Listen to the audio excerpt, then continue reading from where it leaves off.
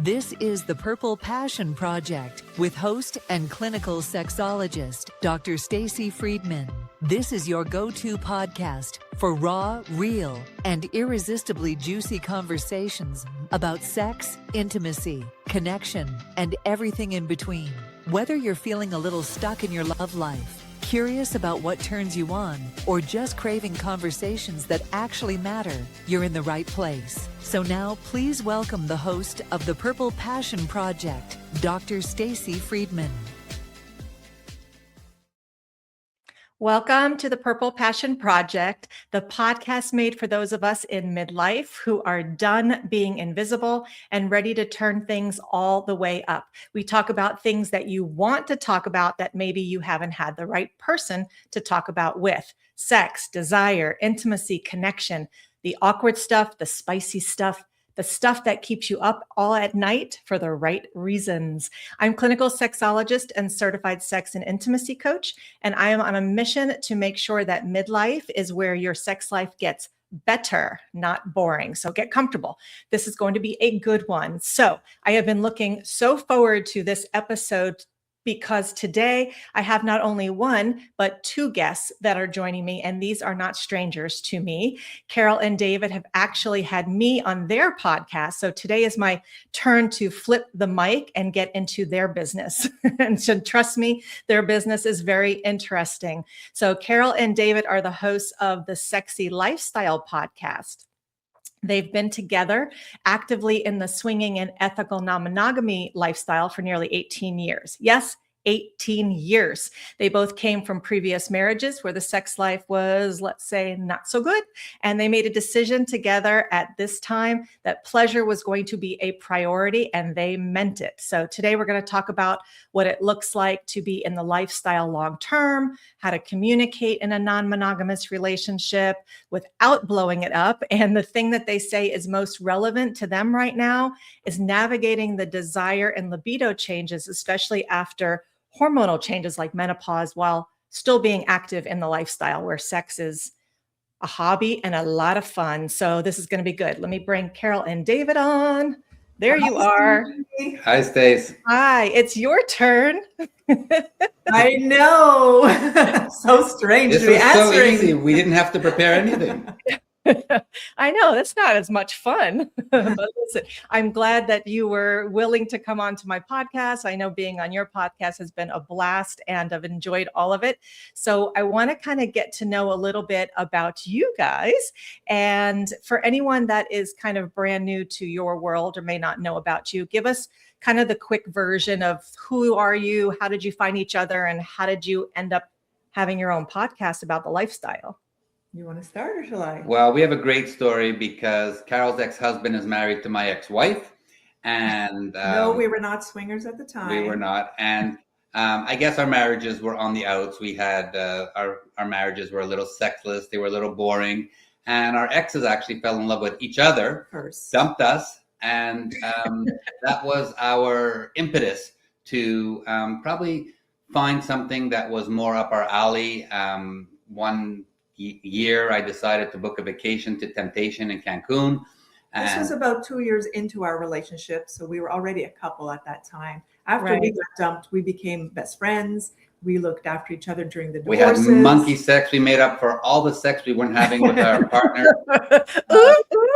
Oh, it was crazy. I mean, PDA everywhere. We would do it in changing rooms in the shopping Like, this center. is the way it's supposed to be.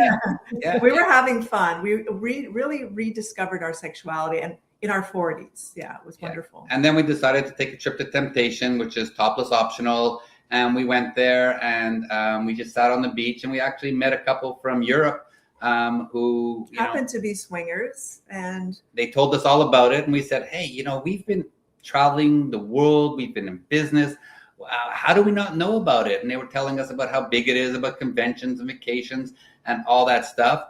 And then we went back, we spoke about it. And 2 nights later, we ended up playing with them. And the next night we played with another couple. The next night we played with another couple, full swap.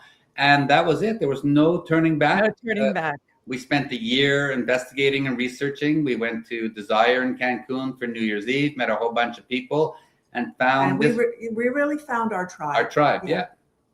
Yeah, I mean, it's literally a lifestyle. It's Yeah. literally what you're doing on a daily basis. Not saying you have to have sex with everybody on a daily basis, No. but I know from my past of being part of the lifestyle, the friendships, the community, the people, that's what it's about. People that have the same mindset of just enjoying people for the love of people. And our brand, which is the sexy lifestyle, really tells it all. You don't have to be having sex. It's not about swinging. It's not about swapping partners. It's about being sexy in yourself at a level that you're comfortable with. And you asked, why did we start our podcast? Well, we found, like us, there's so many people out there who don't know what they don't know. And our podcast, which we've been doing for 9 years now and have done almost 600 episodes, is really about educating people on what else is available out there besides the same old monogamous sex on the left side of the bed in the missionary position for your whole life. Well, that's basically what I say, lips, nips below the hips. Can we do something different, you know? Right. But our podcast is really about how to spice up your sex life and live happy, healthy, and horny. And that's what we try to help people with, experts like yourself. That's why you've been on our show many, many times, because you do all of those things, help people spice up their sex life.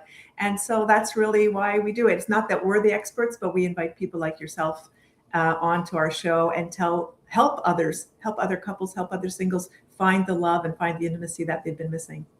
And that's awesome, because in 18 years, even though you say, you're not so-called the expert, you are the expert in what you're doing. And a lot of people who are experts are actually experts because of their history, because of their experiences. I know that for me, even though, yes, I have education, I have a doctorate, that doesn't necessarily make people experts. And I think that the experiences that we go through will definitely enhance that. And one of the things that I love about what you both do is, like you said, it's not just about the swinging community, but a lot of people, when I work with them and I try to tell them, when they have sexless marriages and they're struggling, I'm like, have you ever thought about, an open relationship or a swinging relationship or a polyamory? And right away, people with society are so quick to just say no. So being able to listen to your episode, I've had people call me because they've heard me on your episode and heard your stuff. So it's great that you both do that. Yeah. And it's some of the simple things. Every guy in this world has thought about having a threesome.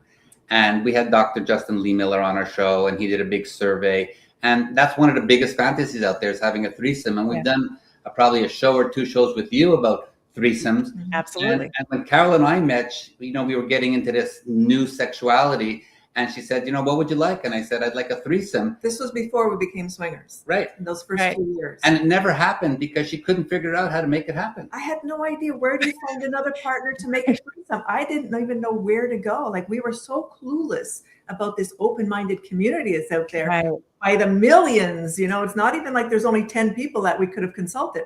There's millions and millions of people. I think the stat is about 10 or 11% of the population. Well, it could be your next door neighbor. Yes, could be your next door neighbor. But again, it's how do you approach the person? How do you bring it up? And people can listen to the show we did with you, and you explained it so well. It's one of our highest rated shows. The same thing with Dr. Justin Lee Miller, because that's relevant. People don't talk about it. We had a couple on our show who we were talking about threesomes, and she said, I wanted to have a threesome forever. He says, I wanted to have a threesome forever. And for 20 years, they never spoke about it. And in the end, she had one with 2 guys and he had one with 2 girls, and life has been fantastic ever since. They didn't get into swinging. They just got into another part of the alternative lifestyle.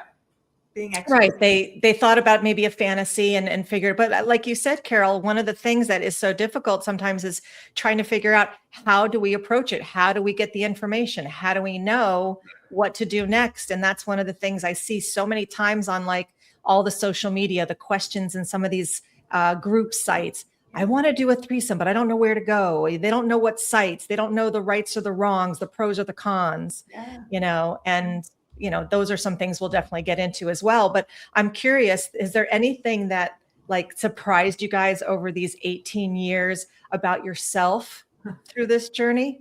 Well, I think our journey has definitely given us lots of surprises, but we like that, having surprises. I don't know if there's been any surprises that have been negative, but what would you say would be a fun surprise? The education or the newness of finding out that there's so many different ways to have sex. Yeah, that's one of them. And it's not necessarily about other people. You mean it's not just front and back? You're No. right. I mean, there's playrooms, and you don't have to go to a playroom to play with other people. You can just have sex with your partner and have live porn going on. There's, Right.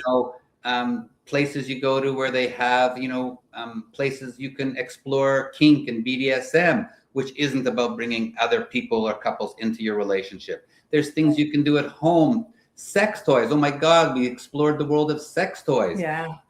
There's so much stuff. And we thought we were worldly people traveling the world for business. And all of a sudden, this world of sexuality just came out there. And even now, 20 years later, we're together, 18 years in the lifestyle, we're still learning and exploring and experimenting new things. I love that. And yeah, half the world of toys is in my drawer. So you probably have the We other half. We know the feeling. We have a closet full. Exactly. Well, I want to just take a real quick break here before we finish up the show, because I want to tell everybody, the audience, what something that I have built over the last week or two. So a lot of people are in that midlife stage and noticing that intimacy and desire feel maybe different than it used to, more complicated, maybe just confusing with how we feel in our bodies. So I created a community called Dr. Stacy's Vibe Tribe specifically for this. So it's a space where people are having conversations. I'm doing live Q&A about sex, desire, connection in midlife. It's simple. And honestly, there's a lot of laughter. There's live sessions and resources. There's also spaces just for men and just for women, in addition to the general space. That way people can go deeper and navigate these seasons of life, because wanting more is not unrealistic. And this is what we're going to talk about more with the both of you. You just need the right support and the right community. So for people who might be interested in that, go to my website at drstacyfriedman.com and just click on the community link. There is a free week. So I'd love to see everybody there.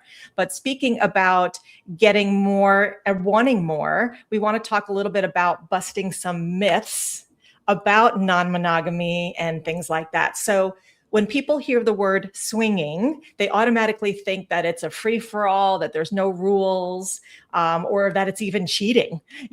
What does healthy communication actually look like in your relationship and just around general and lifestyle? Well, we like to start with what is the definition of swinging. And if you just allow me to say, this is how I would describe it. I always say that the lifestyle begins with an open-minded attitude and a strong, loving relationship.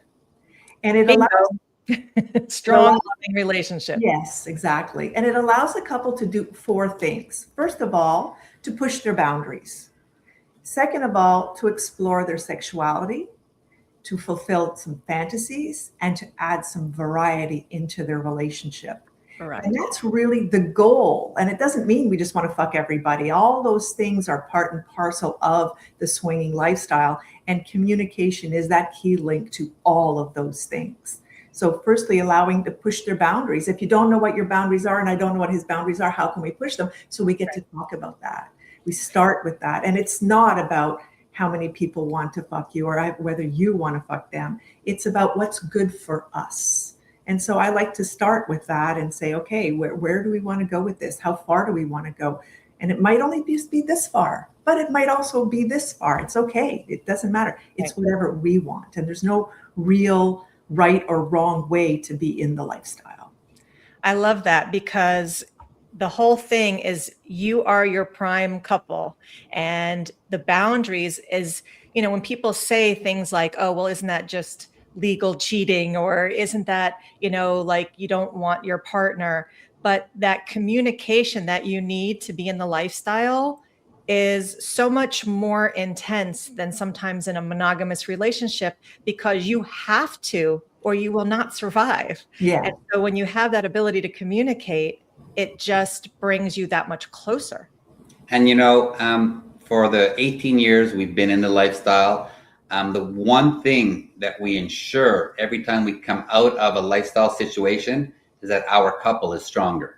Yes. We have great communication. Yeah. We do the replay. What did you like? What didn't you like?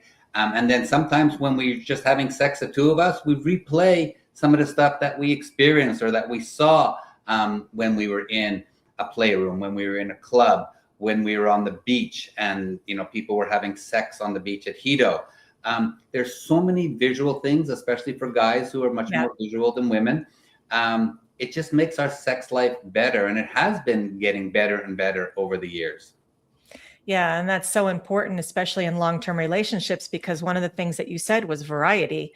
And that is something that a lot of long-term relationships are missing, and they don't know how to get it back. Not saying that everyone has to go out and start swinging, but I know when people come to me, a lot of times I might give them a recommendation. It's like, well, if you're not sure about it yet, grab yourself a double dong or a masturbation sleeve or something that could simulate another person or another body part, and look at it as, something that could enhance your relationship. And then if you kind of like seeing your partner with a dick up their ass or something in their mouth, then you might be like, that's actually pretty hot. I don't think I would mind it. But now we come to the word jealousy. And I know that that's something that a lot of people like, I would never do that because I get jealous. So has that come up between the two of you? How do you handle it? Or do you see that? And what's the best way to help people deal with stuff like that if they're in the lifestyle? Well, the first issue that couples are going to have to deal with is that guys are guys. And we don't always get it. We don't always follow the rules. And when you're going in to do something different, shit will happen, and you can't hold it against each other. You're going in, you're trying, it's new. It's like putting on ice skates and you've never skated and you get on the ice and you fall. It's very similar to that. And what about the jealousy part? I'm just going to get back to that. Sorry. And that was a good one, hon. Okay. Now I lost my train of thought. Sorry, honey. Sorry. There's just so many things. So one of the first times that we went swinging, two girls came up to me and they said, we want to play with you. And they took me into another room, and I didn't tell Carol. And I was looking for him. I didn't know where he went, Oh, okay. And then she said, I don't mind you going off with the girls, but just say so. Maybe I want to watch. And then she came over and I was doing one of the girls' doggy, and she's like, I've never seen that before. And a lot of people ask us, how do you let your partner fuck somebody else? And what Carol said, her definition is you have to be in a strong, loving relationship. And, jealousy will always roar up somewhere. But if you're in a strong relationship and you've spoken about what your boundaries are and your rules are for the evening, it becomes very exciting and sexy and titillating. Yes, it can be. But there are people who do get jealous, absolutely. And if you're one of those people who are jealous, then maybe the lifestyle's not going to be for you if you can't manage it, because it's your issue. It's not, the other person's issue. It's your own issue. If you can't manage that, then maybe it's not. We say the lifestyle is for anyone, but it's not for everyone. Yeah, I was just going to say that. And another thing is sometimes you don't even realize your boundaries until something happens. Right. So you may not have known, oh, you know what? I didn't realize one of the boundaries might have been to make sure that if I go to another room, I tell her. I just assume that she knows I'm allowed, or, our agreement is we can be with other people. But now I realize maybe that's a boundary that we have to look at. So giving your partner grace in those situations and understanding that it's not that they're doing something specifically to hurt you, but maybe a boundary wasn't clear. Right. And it forced us to have better communication. And just going to your point, a couple of years ago, we were at Libido and we were in the playroom, and there was an orgy going on, and there was this newbie couple there, and their friends had brought them. And this woman has had her whole life an issue with body shaming, but she was gorgeous, 6 foot tall, beautiful curves, nice big tits. And she was in there and they didn't know what to do. And one of the other girls basically went over to her and talked to her and said, what would you like to do? She goes, I'd like to kiss a girl. And she asked her, well, would you like to kiss me? And one thing led to another, and they ended up just doing some soft playing. Right. And her boyfriend, who did the right thing, just watched. The next day we came back in, and the same girl asked her, what would you like to do? And she said, well, I'd like to see you suck my husband's cock. And that was There it. you go. And then we actually interviewed them on our show, and she said this was a life-changing moment for me. I never thought I was beautiful or desired or wanted. Oh, And here she was, in a place where there's no judgment. You can be who right. you are, what you want to be. And she cried on our show because she never knew she could be this amazing person in this relationship with her partner. And their communication levels we saw during the whole week just got better and better and better. And they never went to full swap. They never put another cock in another pussy. But 2 nights later, she says, I would like 2 women to suck my husband's cock. So it was little by little, and not that you have to do that, You but don't that have to was progress. her evolution, her Right. little journey. And the husband had to defend himself, saying, "Listen, I've been telling her she's beautiful the whole time Right. we've been together, but she never believed me because of the trauma she had experienced as a younger person." Right. And so she was crying because she said she finally realizes that she's not that ugly duckling that she thought she was, because she's not even right. So Right. that was kind of a transformational, I guess, situation for her. It was unbelievable. It was loving and amazing. Yeah. And I cried too, just because she was crying.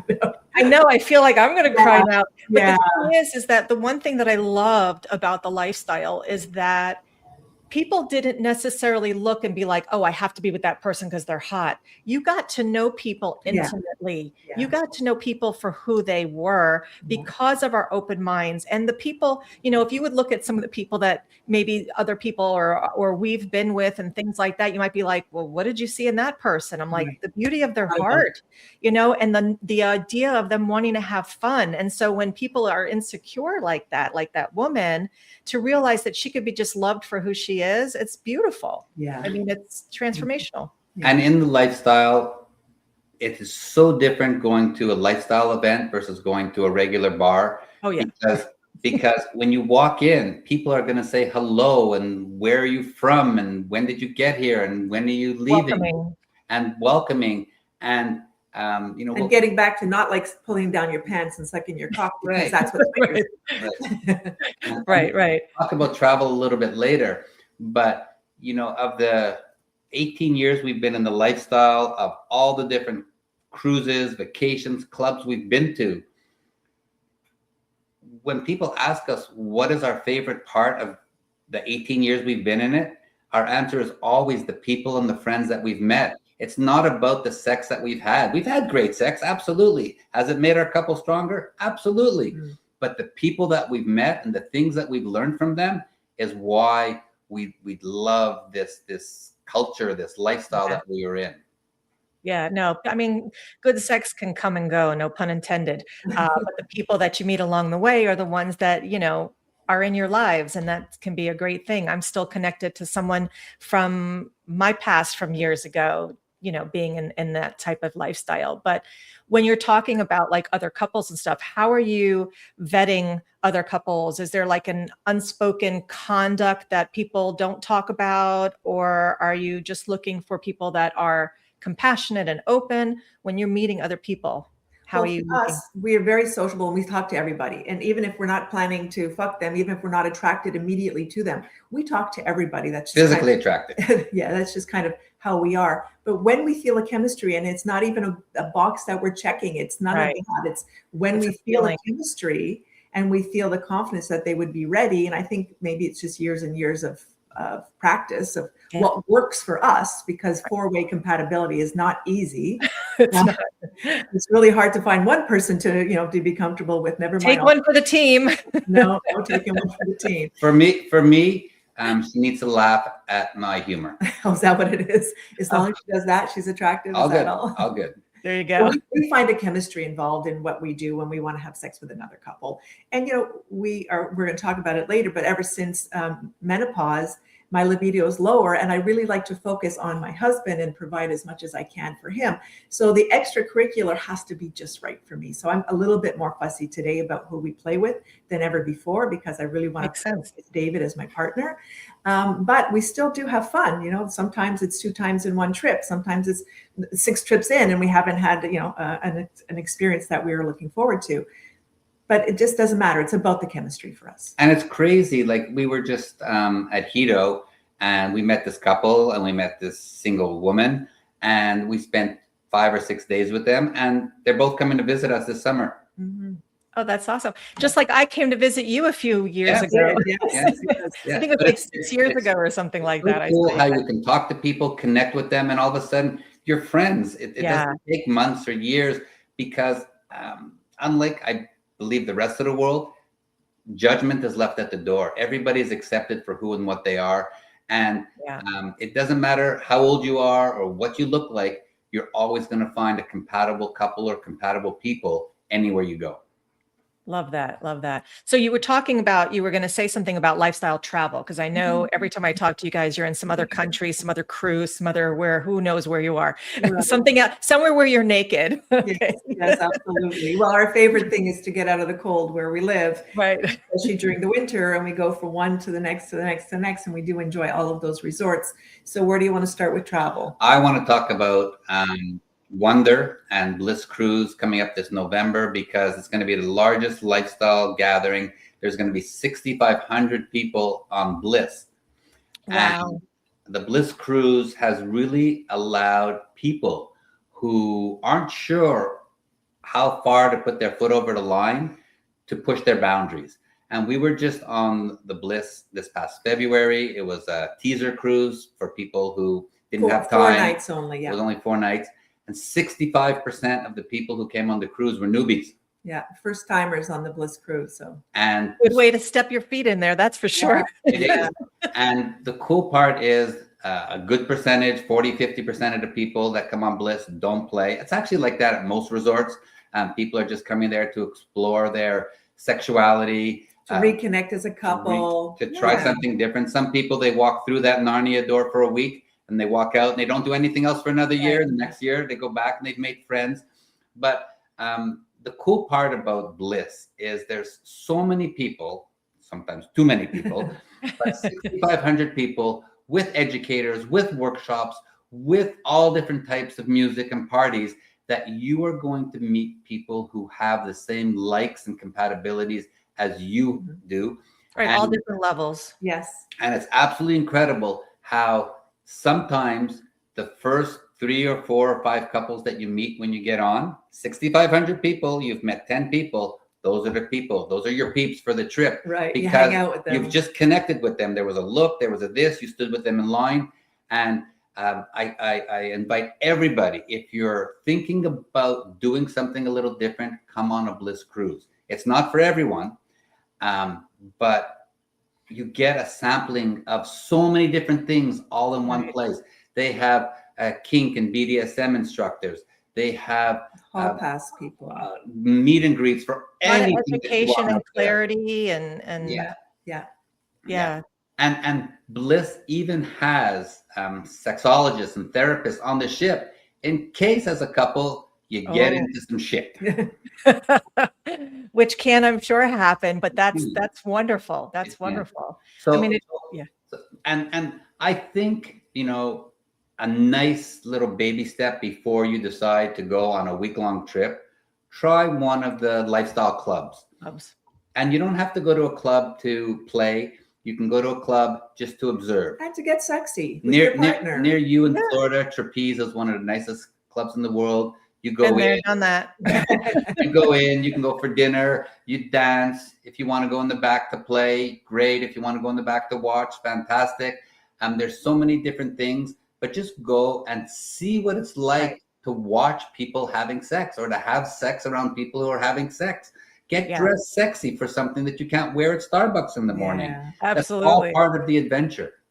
Yeah, no, and I tell that with my husband. We've gone to trapeze, quite a few times, and there's actually been other couples that have wanted to go with us, not to play together because we don't play right now. And we like to go, we like to watch. It's the eroticism. Like you said, they do have a good buffet, really good food. We'd like to go in the back and play with each other. And, you can have people watch, you can go into a private area. You could just sit there with your towel on and just observe. And there's so many things that you can do, even if you're not in there, because people are so polite. They ask you, are you interested in playing? No, thank you. Yes, I am, whatever you want. And it's definitely a good way to get started, for sure. For sure. So I want to just talk real quick about, I know a lot of people in the lifestyle, what we were talking about, or not even in the lifestyle, but in midlife have to deal with erectile issues, menopause, things like that. So I know that for people that deal with erectile issues or menopause, have trouble sometimes with blood flow. So I'm going to put up a quick little commercial about nitric oxide because it's very important for people in this stage of life. So give me 1 minute. We'll be right back. Are you looking to boost your energy, circulation, and intimacy? Flow Nitric Oxide Booster can help. As we age, nitric oxide levels decline, affecting circulation, energy, and intimacy. Flow restores these levels, promoting better blood flow to your brain, heart, and genitals. More blood flow means more pleasure for men and women. Unlike many supplements, Flow is made in the USA, ensuring high-quality ingredients free from harmful pesticides. Just take 2 small capsules daily for optimal results, especially in the bedroom. Get started with a free bottle for the month. Just cover shipping and enjoy 25% off when you subscribe.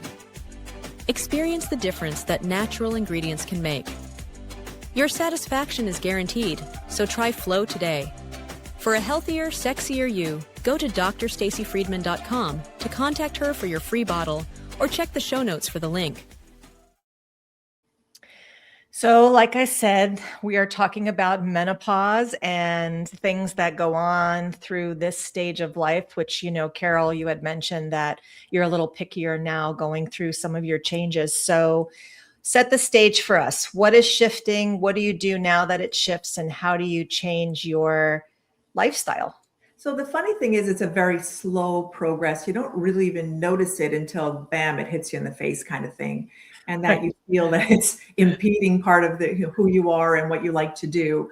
But at the beginning, I really didn't know what to do about it. And Dave and I had many, I'm going to say, heated discussions because, you know, sex is a good part of our lives. And of course, David has a great sex drive and mine was getting worse and worse, but we really didn't know where to go. But in the lifestyle, we met some people who were doctors and hormone experts, and we got to talking to them to find out that a hormone replacement therapy is a very good place to start.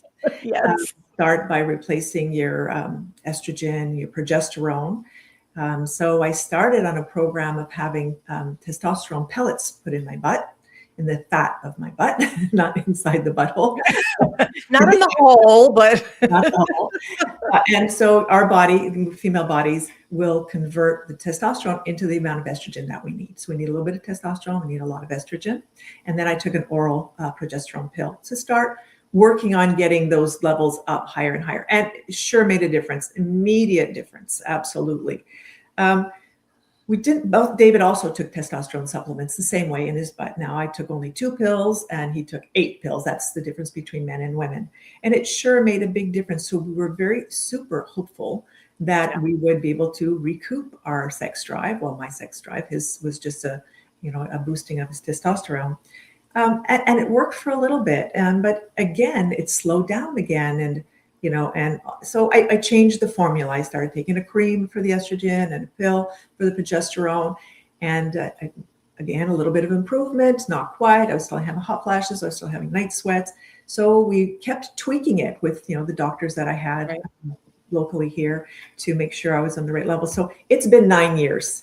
We're still tweaking. So and what happened was men coming out of their late 20s, they automatically lose their levels of testosterone. So I got tested and I was taking testosterone as well. So as Carol was trying to fix her hormones, I was fixing mine, and I was getting hornier and she was getting less hornier.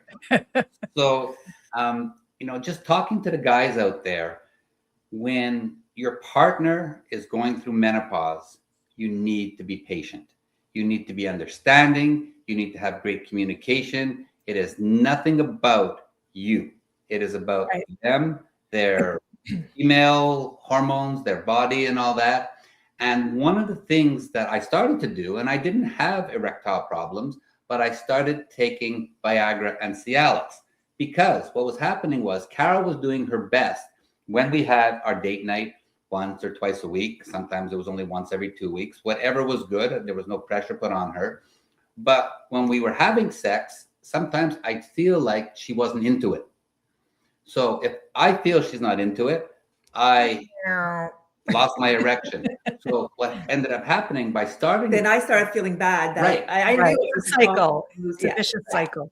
Right. So just like performance anxiety, I took Viagra and it maintained my erection, and we were able to finish our date night with good sex.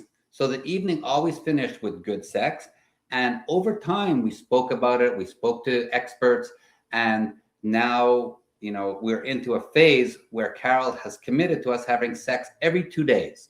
And before we started the show, I joked about our 8-minute sex, right? 6 minutes for her and 2 minutes for me. But no joke, we do that because Sometimes. there's certain days where Carol's like, okay, let's just go do it. Because I know tonight, forget about it. Right.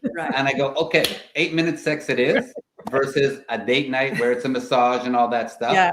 So, you have to understand what your partner, your wife, your girlfriend is going through.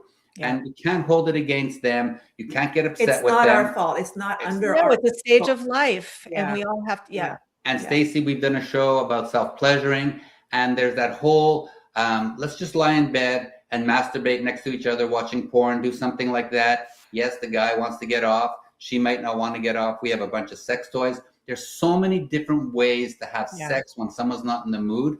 And sometimes Carol says, Still be connected. Yeah. And some nights Carol says, put on some porn, and why don't you just masturbate yourself and I'll just watch. Mm-hmm. And that's okay too.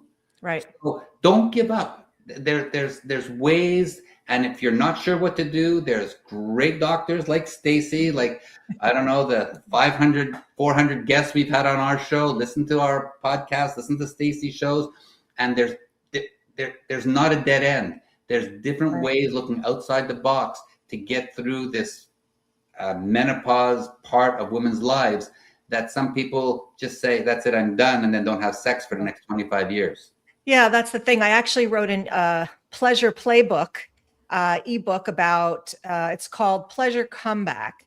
And people can find it on my website, drstacyfriedman.com, in the shop link. Just go to the ebooks and you'll find it. It's called Pleasure Comeback, and it's all about menopause, not only just for the woman, but there's activities, there's prompts, there's communication things to do. It's also for their partners who are going through it with them, because it is a change of life and it does affect us. But I love how, David, you talked about all the different things that you can do to still have sex. And sex doesn't have to mean intercourse, because a lot of women might have pain, so there's other ways to do. You have mouths, you have hands, you have yourself, you have showers, you have toys. I mean, there's just so much variety. And so, Carol, let me just ask you, have you noticed anything that has changed with you besides maybe just taking, being very careful onto who you choose to play with?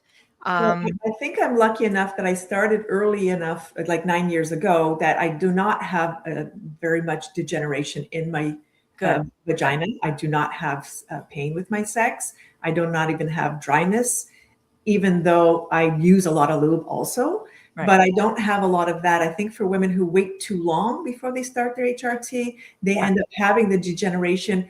And from what I understand, though, it can come back and it can improve. This takes longer. Does take a little bit longer. So I'm happy that I don't have painful sex, and that keeps it going a lot easier for me to find my libido, to commit to it. Because even though I didn't feel like having sex, it's not like I don't like sex. It's not like I didn't want it. Right. I didn't feel like it, but once I got into it, I really enjoyed it. It's just not having the drive to go there. But in the end, I enjoy having sex. Well, so, Go ahead. I mean, what's common is that, a lot of people think that it's that animalistic, like, oh, I see the person naked, I want to fuck them. No, it's not how it works. Yeah. And I know when I was, my husband used to say to me, you're so insatiable. What's going on with you? And then all of a sudden, nothing. It's like crickets. And I was like, what the hell's wrong with me? I could give two shits about sex. Like, what's going on? So I called my doctor right away. I said, I got to change this, But like you said, it's not that you don't necessarily have desire once you get started. Right. It's that arousal process. Exactly. And one of the things that I've been working on is almost like, I don't want to say reprogramming, but re-engineering how we have sex. So we were at Libido just recently. We were on the Bliss cruise, and with the help of a unicorn, I arranged for us to have a threesome with a single guy. That's a foursome. We had a foursome with the unicorn. Right. Yeah. But we also had a threesome at Libido. Yes. And it was a younger guy in his 50s, and he was on a hall pass from his wife. And we had great sex. And then we went on Bliss, and we had a foursome with a bull and A unicorn. And a unicorn. So And you may want to just tell people, because I obviously know what a unicorn is, but people might be thinking you're actually having sex with a unicorn. Okay. So just explain what a unicorn is for the people that may not know. So a unicorn is a single female who plays in the lifestyle with other couples, and a bull is a single male who plays in the lifestyle with other couples. And on Bliss, we ended up in a beautiful suite. He was a very handsome 55-year-old black guy who knew how to take care of women. He had a great time with Carol. The four of us played together. And when we finished and came home, we just, that's now our fodder when we have sex, those great experiences. And so when Carol says, she's selective, well, we're being very selective to ensure that every swinging experience we have, we come out with a positive experience. Right. And something to potentially even fantasize about later.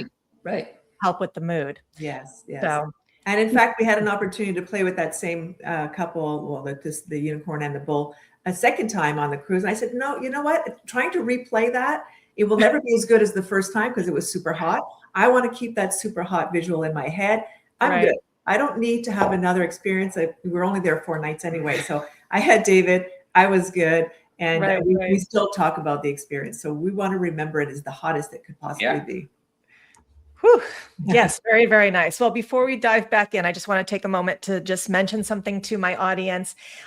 There's a lot of people, especially in this midlife age, that have lost their desire or don't even miss it. Like I was saying, it was like, I missed it. I was like, where did it go? But sex sometimes becomes painful during menopause, or people just avoid it altogether. And their partners have been turning into roommates, and erectile dysfunction maybe taken over, or they both have just stopped trying, or they barely even recognize their own bodies anymore. So if this sounds familiar, this is exactly the type of people that I work with in couples and individuals, and my coaching programs will give people the real skills and the real support to reclaim pleasure, reconnect with your body, and reignite that passion in your relationship, whether you come on your own or not come on your own, but you know what I mean. Come to the sessions on your own or with a partner. I would love to work with you.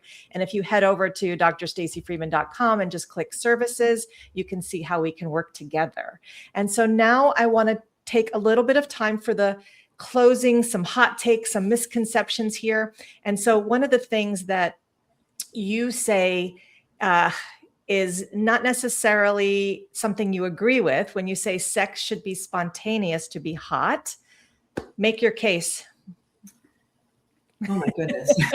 Okay. So, sex does not have to be spontaneous to be hot. You have to want to make it hot, and you have to be determined to make it hot. That's got to be your intention. So, and you have to set yourself up for success. So you have to set the mood, you have to make the time, you have to get rid of your electronics, carve out your day, around it, make sure you have enough time to play. And even if you don't have 8 minutes, 8 minutes does work sometimes.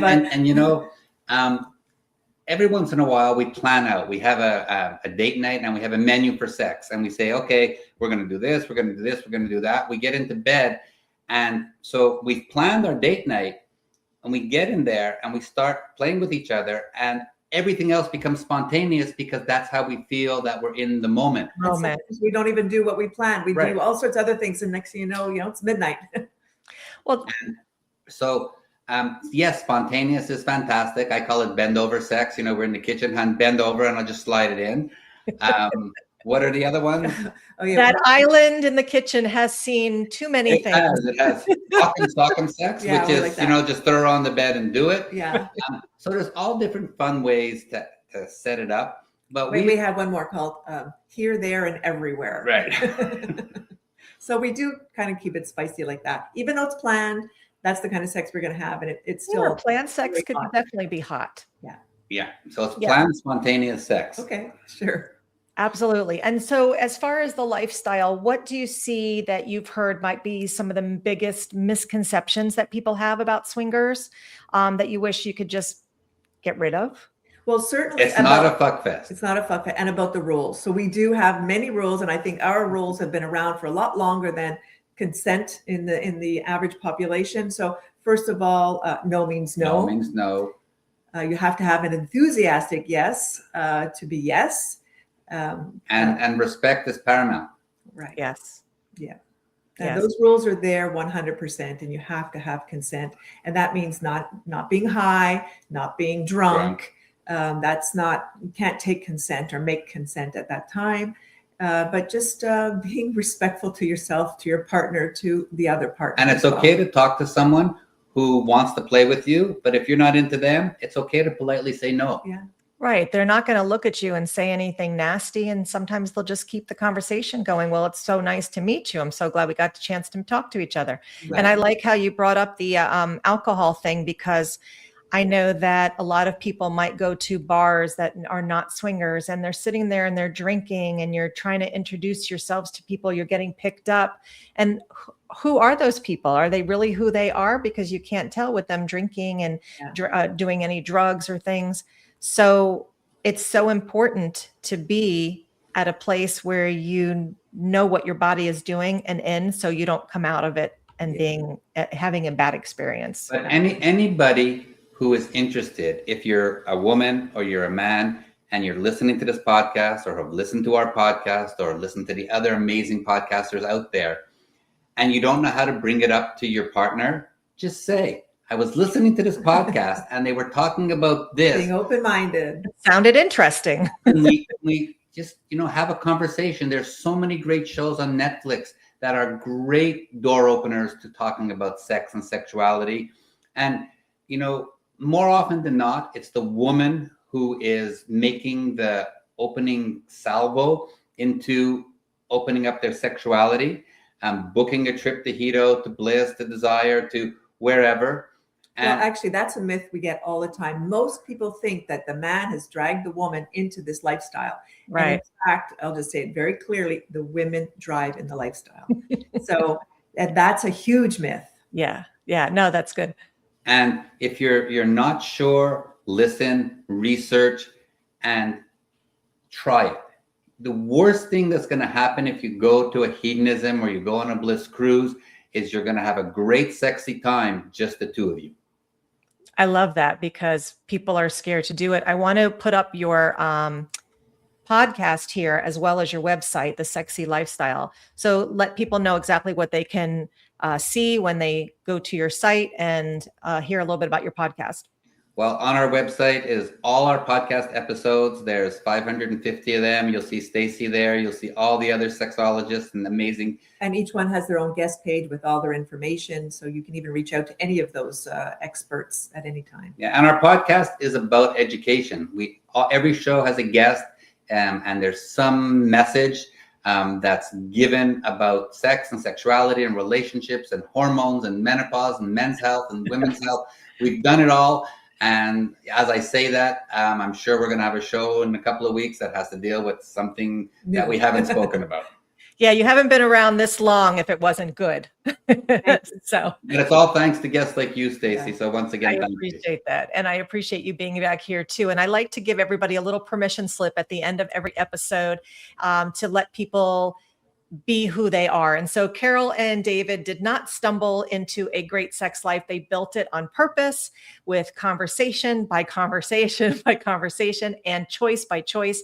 So the permission slip is: stop waiting for spontaneous, start making it intentional, have the talks that you've been putting off, have the curiosity in your mind to research with the podcast, like David was saying, and just even on the internet, and learn about it, whether it's about libido, boredom, or something that you've never said out loud. Say it, because great sex is not something that just happens. It's something that you decide matters. So I do have to say it was so fun getting to be on your side of the mic this time. And you guys make 18 years of lifestyle look not just doable, but genuinely fun and exciting. And it's going to stick with a lot of people who are listening. So go find their podcast, The Sexy Lifestyle. If you like this episode, you're going to love what they do over there. So thank you both for being here. Thanks. I appreciate it. And so that is it for this episode of the Purple Passion Project, with we keeping it real, keeping it spicy, and never apologize for wanting more. So if today's episode had you thinking, nodding, or maybe even blushing a little, share it. Send it to a friend who needs it, leave a review, and subscribe on YouTube so you never miss a thing. Are you in midlife and feeling like your sex life, your desire, or just the whole sense of you needs a serious refresh? Come find me in the Vibe Tribe, my private community where we go live for hot topics and Q&A. We get real, supportive, and absolutely spicy. Head to Dr. Stacy Friedman to join us and shop my adult products, pleasure playbooks, coaching services, and so much more. I'm all over the internet on Dr. Stacy Friedman social media. And don't forget, you deserve a sex life that is hot as hell. Now go get it. See you next week. This has been the Purple Passion Project with host Dr. Stacy Friedman. Tune in each week as Dr. Stacy breaks down walls, busting myths, and gives you permission to want more with no shame, no filters, and definitely no small talk. Check in every Monday, 7 p.m. Eastern, on your favorite streaming platforms. We look forward to seeing you next time. Be sure to visit drstacyfriedman.com to learn more.